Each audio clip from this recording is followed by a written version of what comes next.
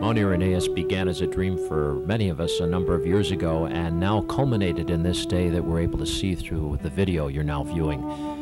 The chapel up on the hill above the house was in the dreams and ideas of many people. In fact, we had about 3 architects help us before we finally came to this day. Many people participated in the chapel raising April 28th, 1989, a special event for many of us. The day began with morning prayer when we blessed all of the materials. The workers gathered that day, and we began with prayer. Grant Scott, our architect, was able to be present with us.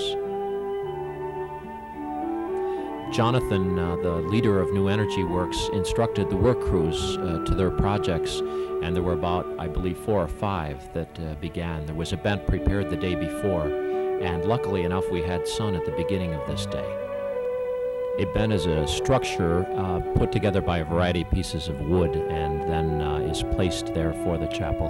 Father Matthias and Father Richard watch me as one of them is put into place. They're an amazing piece. Each is cut separately and then was shipped to our site. The whole structure is unique to the mountain, and that's part of the grace of the building. They were hand-tooled and prepared first up near Canandaigua, New York, and then brought to Mount Irenaeus by Mike Moreland and some of his crew the week before, unloaded by some Bonaventure students.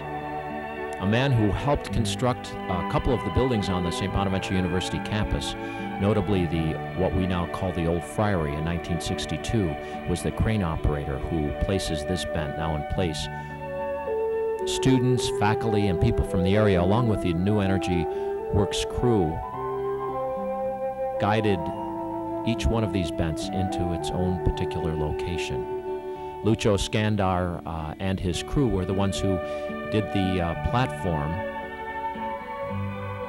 that will receive this bent, and then did the additional work to complete our chapel.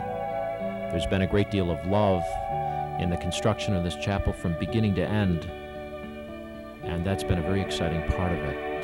Love has really generated the chapel that we call Holy Peace at Mount Irenaeus. You can notice that the structure is reminiscent of other church buildings as well as barns, and that was one of the things that enticed us when we were considering what form of structure we would use for our chapel. We were encouraged to consider this particular type of structure